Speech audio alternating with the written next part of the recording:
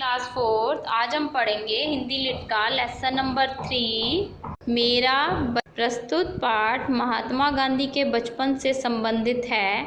आइए पढ़कर उनके बचपन के बारे में जानें। पोरबंदर से पिताजी राजस्थानी कोर्ट के सदस्य होकर राजकोट गए। तब मेरी उम्र कोई 7 वर्ष की रही होगी। मैं राजकोट की ग्राम पाठशाला में पढ़ने भेजा गया। उस मदरसे के दिन मुझे अच्छी तरह याद है। मास्टरों के नाम धाम भी पोरबंदर की भांति ही वहाँ की पढ़ाई के बारे में भी कुछ विशेष जानने योग्य नहीं है। मेरी गिनती शायद साधारण श्रेणी के विद्यार्थियों में रही होगी। गांव की पाठशाला से कस्बे की पाठशाला में और वहां से हाई स्कूल तक पहुंचने में मेरा 12वां वर्ष बीत गया। तब तक मैंने कभी शिक्षकों को धोखा दिया हो ऐसा याद नहीं आता, ना तब तक कोई दोस्त बनाने का स्मरण है। मैं बहुत ही झेंपू लड़का था। पाठशाला में मुझे बस काम से काम रहता था। घंटा बजते ही पहुंच जाना और पाठशाला बंद होते ही घर भागना। भागना शब्द मैं जानबूझकर इस्तेमाल कर रहा हूँ।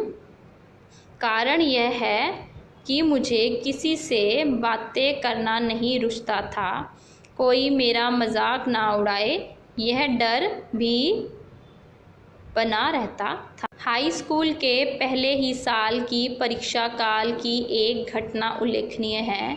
शिक्षा विभाग के इंस्पेक्टर जॉयल्स स्कूल के मुआयने के लिए आए थे। उन्होंने पहले दर्जे के लड़कों को 5 शब्द लिखवाए। उनमें एक शब्द मैंने गलत लिखा। मास्टर ने मुझे अपने बूट की नोक से चिताया, पर मैं क्यों चेतने लगा मैं यह सोच भी ना सका कि मास्टर मुझे दूसरे लड़के की स्लेट देखकर हिज्जे दुरुस्त कर लेने का इशारा कर रहे हैं। मैंने तो यह मान रखा था कि मास्टर वहाँ इसके लिए तैनात हैं कि हम एक दूसरे की नकल ना कर सकें। सब लड़कों के 5 शब्द सही निकले, अकेला मैं बेवकूफ़ बना। मेरी मूर्खता मास्टर ने मुझे बाद में बताई, पर मेरे मन पर उसका कोई असर ना हुआ। मुझे दूसरे लड़कों की नकल करना कभी ना आया। इतने पर भी मास्टर के प्रति मेरा आदर कभी घटा नहीं। बड़ों के दोष ना देखने का गुण मुझ में स्वाभाविक था। इन मास्टर के अन्य दोष भी मुझे बाद में मालूम हुए। फिर भी उनके प्रति मेरा आदर ज्यों का त्यों बना रहा। मैंने समझ रखा था कि बड़ों की आज्ञा का पालन करना चाहिए। जो वे कहें वह करना चाहिए। जो वे करें उसका काजी मुझे नहीं बनना चाहिए। इसी समय के 2 और प्रसंग सदा मुझे याद रहें। मुझे साधारणतः स्कूली किताबों के सिवा और कुछ पढ़ने का शौक़ नहीं था। सबक पूरा करना चाहिए क्योंकि डांट सही नहीं जाती थी।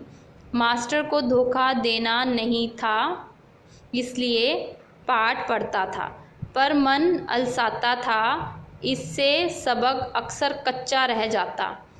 उस दशा में और कोई चीज़ पढ़ने की कहाँ सूझती। पर पिताजी की खरीदी हुई एक किताब पर मेरी नज़र पड़ी। वह थी श्रवण पितृ भक्ति नाटक। उसे पढ़ने की इच्छा हुई और मैं उसे बड़े चाव से पढ़ गया। उन दिनों काठ के बक्से में शीशे से चित्र दिखाने वाले भी दरवाजे फिरा करते थे।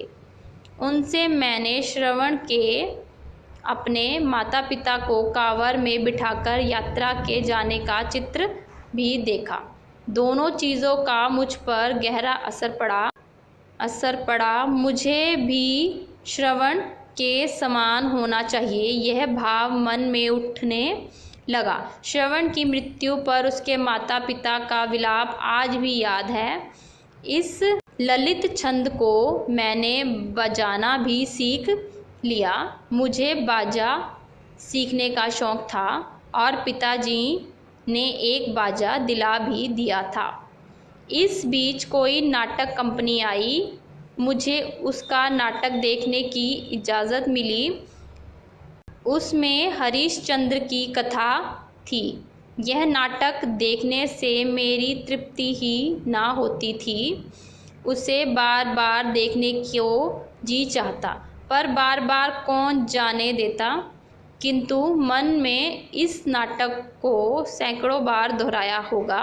हरीशचंद्र के सपने आया करते, हरीशचंद्र जैसे सत्यवादी सब क्यों नहीं हो जाते, यह धुन रहती। हरीशचंद्र पर जैसी विपत्तियां पड़ी थीं, वैसी विपत्तियों को भोगना और सत्य का पालन करना ही वास्तविक सत्य है। मैंने तो मान लिया था कि नाटक में लिखी विपदाएं हरीशचंद्र पर अवश्य पड़ी होंगी। हरीशचंद्र का दुख देखकर, उसे याद कर मैं खूब रोया हूँ।